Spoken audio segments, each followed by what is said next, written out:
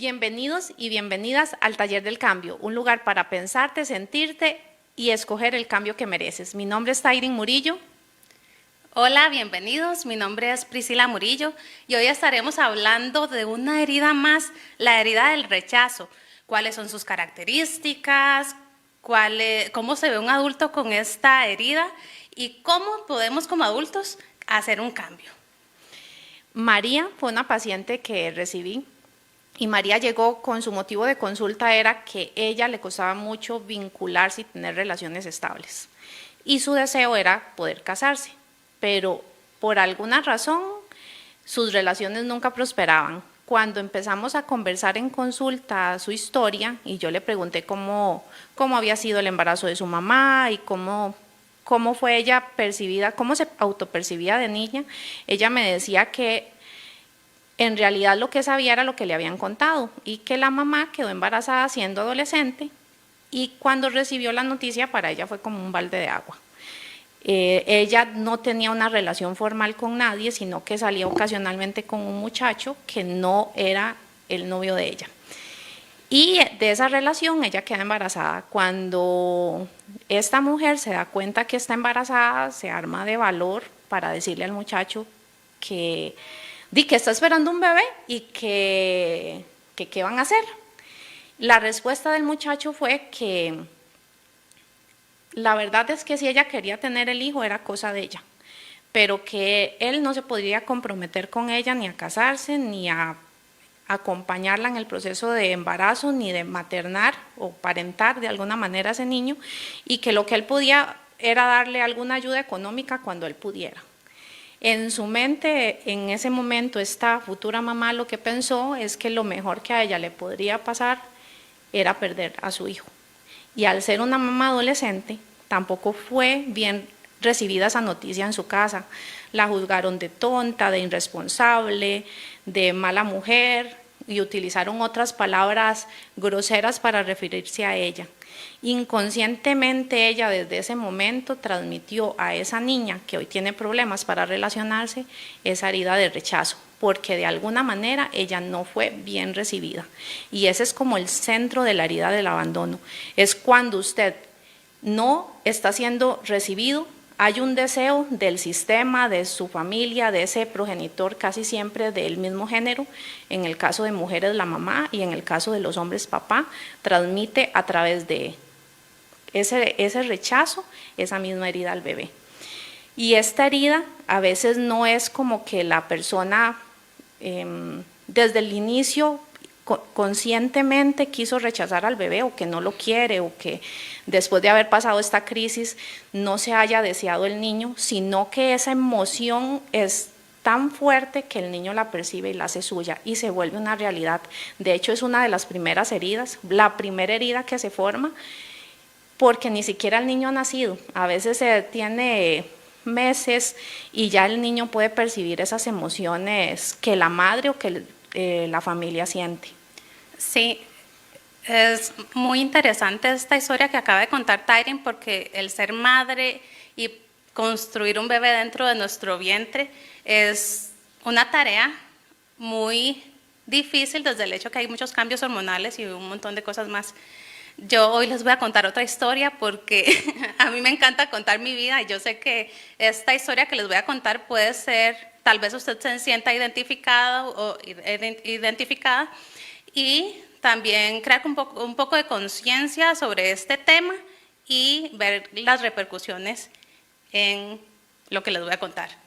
Bueno, yo ya les había comentado que yo soy melliza, mi mamá tuvo un parto de alto riesgo desde casi el inicio del embarazo, entonces mi mamá nos cuenta que ella fue al hospital, fue donde el doctor, la acostaron en una camilla y le dijeron, señora, lo que usted va a tener es un aborto, así que ni se levante de esa camilla porque sus hijos no van a nacer. Entonces desde ese momento había ya una marca en que nosotros no íbamos a vivir. Posteriormente, en un largo proceso durante el hospital, para que nosotros no fuéramos a un aborto, para que nosotros pudiéramos sobrevivir, mi mamá tuvo que ponerse muchas inyecciones para que los pulmones de nosotros dos se formaran y en ese momento de incertidumbre, de no saber qué iba a pasar, que nos podíamos morir, que ella se podía morir. Ella nos contaba que un día ella le dijo a Dios que si alguien tenía que morirse, que nos muriéramos nosotros dos, porque ella necesitaba cuidar a nuestros otros hermanos, que eran dos, Tyrin y Marco. Y bueno, esa era la mejor opción para mi mamá, porque ella ya tenía hijos, no podía pensar que nazcan estos bebés y quién cuida a mis otros hijos, ¿verdad? Entonces, desde ahí ya había este rechazo y este miedo a la muerte. Y bueno, investigando un poco sobre este tema, el año pasado subieron un artículo científico que hablaba sobre el apego y el vínculo de la madre a su hijo en el vientre, en el útero. Y a mí lo que más me llamó la atención de este artículo es que desde el tercer trimestre del embarazo, los bebés en el vientre, el feto, es capaz de entender cuando su madre está hablando con él directamente o aun cuando sus pensamientos se dirigen hacia el niño. Entonces, como el poder de la palabra o el poder de los pensamientos, cuando hay un tipo de rechazo hacia el bebé, cómo desde ese momento empiezan a crearse emociones y cambios en el cerebro, en la estructura del cerebro, que posteriormente pueden tener repercusiones en el desarrollo cognitivo de los niños y en el desarrollo total del aprendizaje y un montón de áreas más. Lo bonito de saber esto es que tal vez si usted está embarazada o está planeando tenerlo, entonces empezar a cultivar ese vínculo y ese apego emocional con su hijo o su hija. Y si no lo hizo, sí se puede lograr ya cuando están más grandes.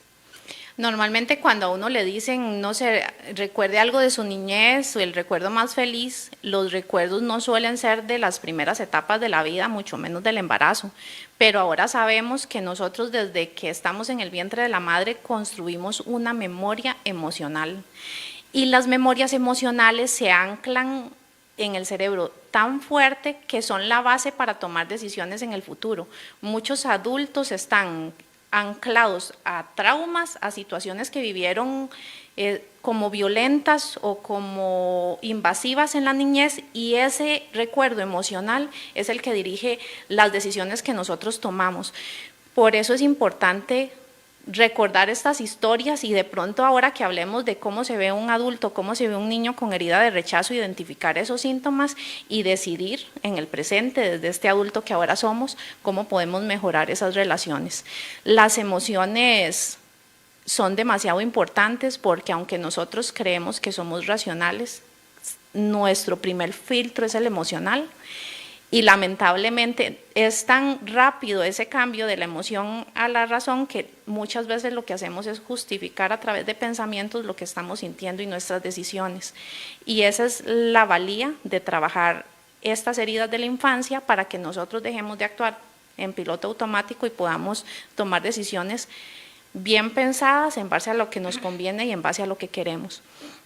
Un niño que tiene herida de rechazo, ¿cómo se ve? Se ve como un niño tímido, con baja autoestima, súper silencioso, pasa desapercibido, casi que puede ser ese compañero que usted ve en la foto de sexto grado de primaria y usted dice, a ese muchacho ni me acuerdo quién es, porque era tan silencioso y tan callado que usted ni siquiera notó su presencia y pasó 6 años de escuela con usted y usted no se acuerda de ese niño.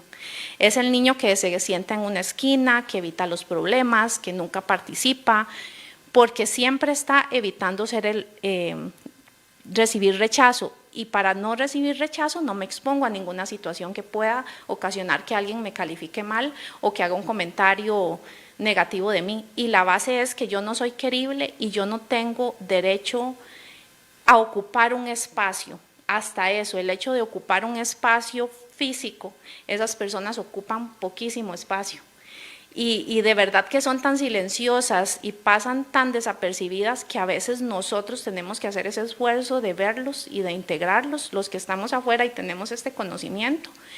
Y usted, si tiene esa herida, pues aprender que por el simple hecho de haber nacido tienes derecho a ocupar un espacio, a adueñarse de ese espacio, ese yo soy y ese yo tengo y ese yo me planto en la vida para hacer cosas importantes, para empezar a cambiar, porque precisamente ese vacío relacional es lo que los acompaña muchas veces, son personas muy solas.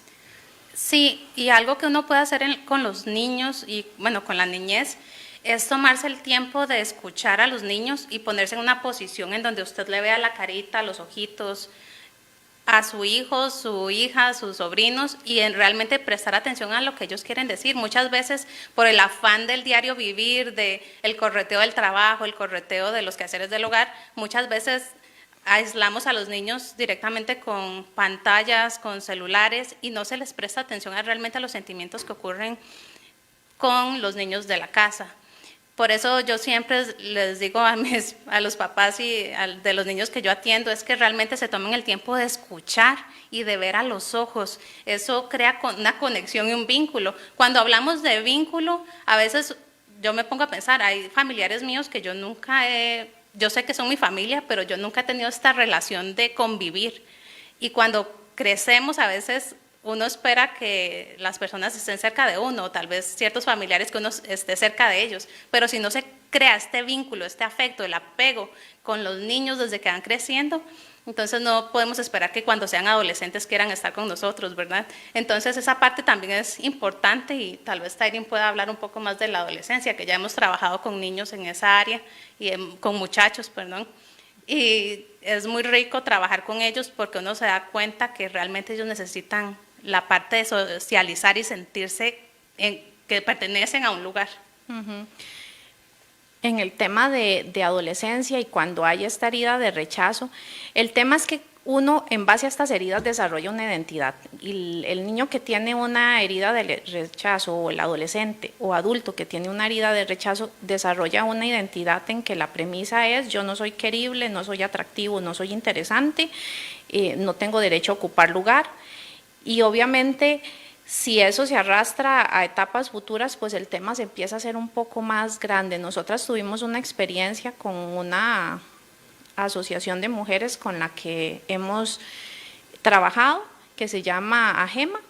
Hicimos después de pandemia un grupito de adolescentes para trabajar arteterapia y ciertas cositas y la experiencia fue muy enriquecedora para los muchachos, más para nosotros para nosotras como profesionales, porque hay una parte esencial del ser humano y es poder construir vínculos seguros.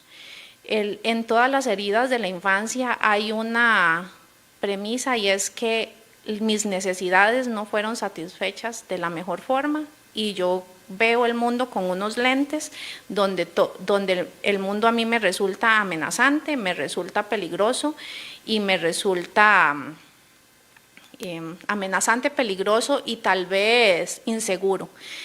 Y esos lentes los llevamos a las relaciones y a todas las áreas de nuestro trabajo. Entre más profunda es la herida, pues más distorsionada la realidad. En la adolescencia pasan muchas cosas importantes y es que el adolescente empieza a construir una identidad separada del padre y por lo tanto hay de alguna manera un rechazo a los padres y eso es biológico, está hecho así porque el ser humano necesita ser independiente. El ser humano necesita separarse de los padres para construir una vida y que la adolescencia se pueda construir de la mejor manera va a depender mucho de esa madurez que el padre tiene para hacerle frente a esta nueva etapa y acompañar. Porque en la niñez los niños escuchan a los padres, los añoran, los aman, les ruegan que pasen tiempo con ellos, esto cambia en la adolescencia. En la adolescencia el padre tiene que ser muy maduro para poder seguir construyendo un ser humano disciplinado para acompañar en los momentos en que el adolescente lo requiera, porque a veces no es cuando el papá quiere, sino cuando el adolescente tiene la disposición de escuchar o pide ser escuchado, que casi siempre es en los peores momentos, cuando la mamá o el papá están muy ocupados, cuando el mamá o el papá ya se van a ir a acostar porque vienen de un día laboral cansado y tal vez después de haber cocinado y recogido la casa, y justo en ese momento cuando están súper cansados, ellos buscan conversar con los padres.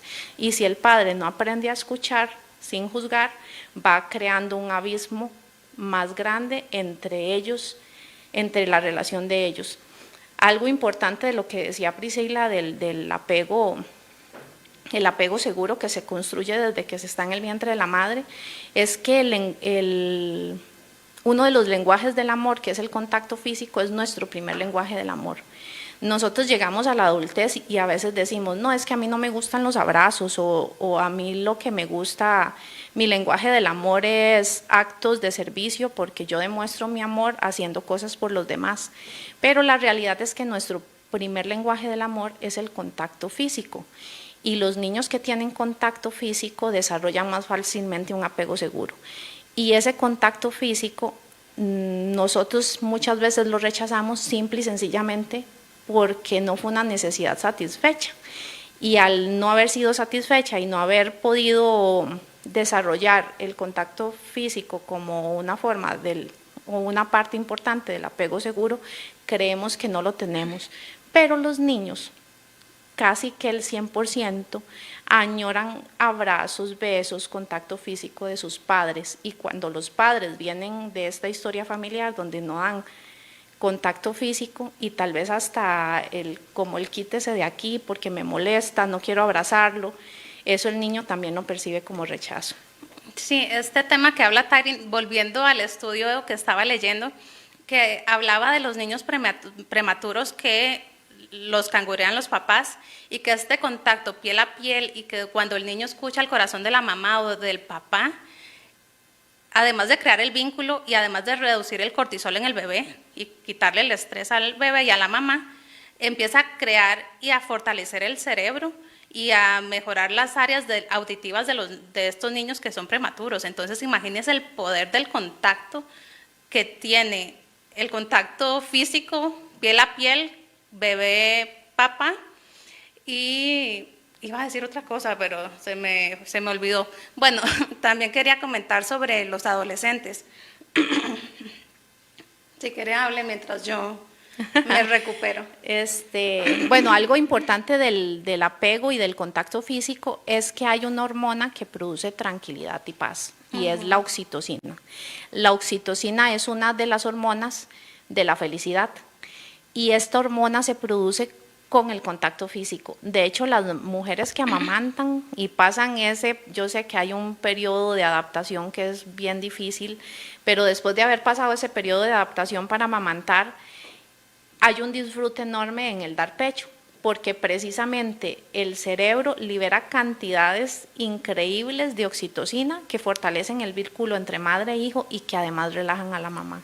A mí eso me parece demasiado impresionante, que biológicamente estemos hechos tan perfectamente que una experiencia que es dolorosa y a veces frustrante venga acompañado de una recompensa que produzca placer, que produzca relajación, que produzca tranquilidad y que produzca apego seguro entre mamá e hijo. Ajá. Ahora sí, con el mismo artículo, se hizo un estudio, bueno, un psiquiatra alemán hizo este estudio de crear una terapia de vínculo y apego con esas madres, y entonces cuando esos bebés nacieron, la mamá tuvo muchos beneficios, entre ellos la mayoría de mamás pudieron amamantar a sus hijos sin dificultad, hubieron menos niños prematuros después de esta terapia, menos cólicos en los niños, que bueno, a mí me parece súper guau esta investigación. Y lo que les quería decir sobre los adolescentes es que cuando no se crea un vínculo en la niñez, y si pensamos en el mundo como está, un muchacho que tiene esta raíz o herida de rechazo, ¿qué va a hacer? ¿Qué busca un muchacho en la adolescencia si no tiene un hogar en donde se sienta seguro? ¿Qué va a buscar? Drogas, malas juntas, como decimos. Yo recuerdo en mi adolescencia que lo que a mí me salvó mi adolescencia fue que yo tenía un grupo de personas en las que yo practicaba deporte. Y bueno, en la época que yo era adolescente no habían celulares, todavía no existían los celulares, yo creo que apenas iban existiendo por ahí cuando yo estaba en el colegio, pero como cuando yo tenía 14, 15 años, a mí lo que me salvó de muchas cosas fue que yo asistí a un grupo de kickboxing y yo practiqué kickboxing por mucho tiempo, yo salí a andar en bici y eso era lo que a mí me daba paz y tranquilidad, como que yo me sentía perteneciente a ese grupo de personas y el deporte a mí me ayudó. Pero ¿cuántos niños o adolescentes andan en la calle que no tienen un grupo donde pertenecer y que no tienen se sienten rechazados o no tienen en su familia un lugar para poder comunicar. Volviendo a la herida de rechazo, bueno, y todas las etapas, porque ahora, para los que tienen hijos pequeños y hijos en adolescencia y tal vez ustedes tuvieron esta vivencia de que su embarazo no era planeado, no fue deseado y fue tal vez un periodo de aceptación difícil porque tal vez financieramente no estaban preparados o tal vez era una mujer sola que no tenía quien la acompañara en este proceso tan rudo de que es traer una vida al mundo y pasan esas emociones, pero hay muchas oportunidades dentro de la niñez y la adolescencia para cambiar eso. La forma en que nosotros hablamos con los niños y adolescentes, yo digo que hay algo en psicología que se llama profecía autocumplidora o efecto Pigmalión, así lo nombran otras corrientes, y es que yo puedo instaurar en una persona un pensamiento por la repetición. De hecho, que este efecto Pigmalión se probó en una escuela donde agarraron 2 grupos de estudiantes que tenían mismas capacidades. Nadie era sobresaliente, no habían superdotados ni gente demasiado guau dentro del grupo, sino que eran niños normales. Y a uno de los grupos los profesores empezaron a reunirlos y a decirles, es que los tenemos acá porque sabemos que ustedes tienen capacidades superiores y queremos darle más atención para que ustedes puedan desarrollar estas habilidades y puedan ser sobresalientes en lo que están estudiando. Y resulta que eso fue precisamente lo que pasó. Al final del periodo, estos chicos que eran tan normales como el otro grupo, pero recibieron esas afirmaciones y recibieron ese apoyo de los profesores, en realidad sí fueron sobresalientes, porque tenemos el poder de instaurar en la mente de los niños y adolescentes programas, y esos programas son lo que nosotros decimos de ellos. Entonces, cuando usted vea algo en su hijo que a usted no le gusta, piense cómo me gustaría que ese niño fuera, cómo me gustaría que mi hijo creciera, y por ejemplo, en lugar de decirle, es que usted es un desordenado, usted diga, no entiendo por qué dejaste los zapatos tirados y un niño ordenado como tú siempre mantiene sus cosas bonitas. Y si usted es lo suficientemente paciente de mantener el mismo discurso y de entender que usted tiene el poder para programar a sus hijos para el éxito y cambia su discurso, muchas cosas increíbles pueden pasar. Aunque en algún momento sus mismos comportamientos hayan creado una herida de la infancia. En el caso del rechazo, algo que les recomiendo a los papás cuando tienen un hijo que ellos han rechazado, es que cuando estén durmiendo le cuenten la historia completa. Entonces, si el niño está bien profundo, que entren a su habitación y que le cuenten qué fue lo que pasó, porque muchas veces al no querer ser vulnerables y no abrir nuestros sentimientos a las personas con las que convivimos y a ocultar situaciones por no sentirse que uno no es capaz, uno omite cosas de la historia. Pero si un niño ya de por sí él sabe porque lo sintió y lo guardó y tiene esa emoción, escucha a su mamá decirle, mi amor, te amo, yo sé que tal vez no te recibí de la mejor manera, pero hoy quiero decirte que eres bienvenido, que tienes un lugar, que vives en mi corazón y que esta casa que estamos construyendo es tuya y este espacio es tuyo y eres importante y quiero que te desarrolles y crezcas. Y en ese momento lo que mamá estaba pasando es que no tenía trabajo, no tuvo el apoyo de la familia, era muy joven y no sabía cómo resolver esta situación y por eso en mi ignorancia yo te rechacé, pero te amo. Quiero que sepas que hoy te amo y que lo hagan varias veces. Va a ser sanador para el hijo y va a ser sanador para la mamá, porque sabemos que también el tema de la culpa en las mamás es súper fuerte y muchas veces evita que disfruten a los hijos porque se equivocan y al momentito están sintiéndose culpables, y es el hecho de entender que como humanos fallamos, pero que si podemos corregir, si podemos reconocer, si podemos ser vulnerables, el vínculo puede más bien fortalecerse. Sí, nosotras hablábamos de cómo bendecir a los hijos y el poder, que yo siempre digo, el poder de la palabra y cómo lo que yo digo puede transformar la vida de otros y de los hijos, si ustedes tienen hijos. Y la importancia de en serio decir cuánto uno ama a los hijos, a las personas que uno tiene alrededor. Yo quería contarles una historia y tal vez no es muy relacionado al rechazo como tal, pero sí al poder de las madres y al poder del creer y de transformar. Hace como 4 años o algo así, recibí a un niño que tenía un diagnóstico de apraxia del habla infantil. Él estaba en 4º grado de escuela y él no podía decir su nombre, no sabía cómo decir el nombre de la mamá, no sabía leer ni escribir. Las profesoras de él le dijeron a la mamá que él nunca iba a aprender a leer ni escribir. Imagínense el peso que tienen esas palabras para una madre. Pensar que mi hijo ya no va a poder hablar, ni escribir, ni poder realizar estas cosas que los demás niños hacían. Estuvimos un año en terapia, todos los fines de semana, y este niño aprendió a hablar, cómo se llamaba, sabía cómo se aprendió el nombre de la mamá, y además aprendió a leer con pictogramas, y fue como una emoción tan grande, y ver a esa mamá que le brillaban los ojos, y verlo a él cómo le brillaban los ojos, y saber que sí podía, que aunque alguien me había dicho a mí que yo no podía, que él sí podía. Entonces, en el momento en que la mamá se fortaleció y dijo, sí, mi hijo sí va a poder, mi hijo sí va a aprender, en ese momento fue que inició el cambio. Entonces, la importancia de las mamás en la familia y el apoyo emocional y el creer en sus hijos y creer que el cambio sí puede surgir. Eso es súper importante. Yo creo que más en la infancia, como ya les conté por encimita, en la adolescencia hay un cambio cerebral que hace que esto sea muy distinto, pero en la infancia los niños tienen un amor incondicional a sus padres, y ese amor incondicional que ellos tienen a sus padres hace que cuando algo sale mal en la familia, cuando hay un problema, cuando hay una discusión, cuando se le señala un defecto al niño, el niño no entiende que hay un problema y no entiende que los papás se equivocaron. El niño entiende, yo tengo algo malo.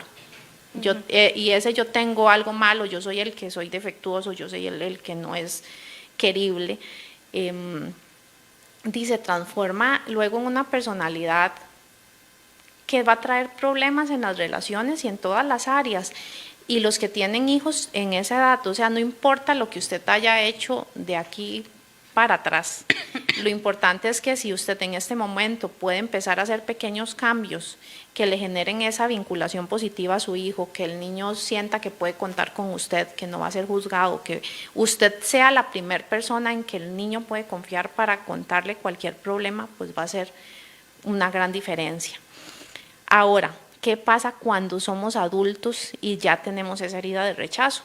Y podemos identificar esas señales que hablábamos, que huyo de las relaciones, no me vinculo positivamente, cualquier cosita que me digan yo quiero salir espantado porque me da mucho miedo el rechazo, y entonces me meto dentro de mí mismo para no tener que abrir mi corazón porque no me quiero exponer.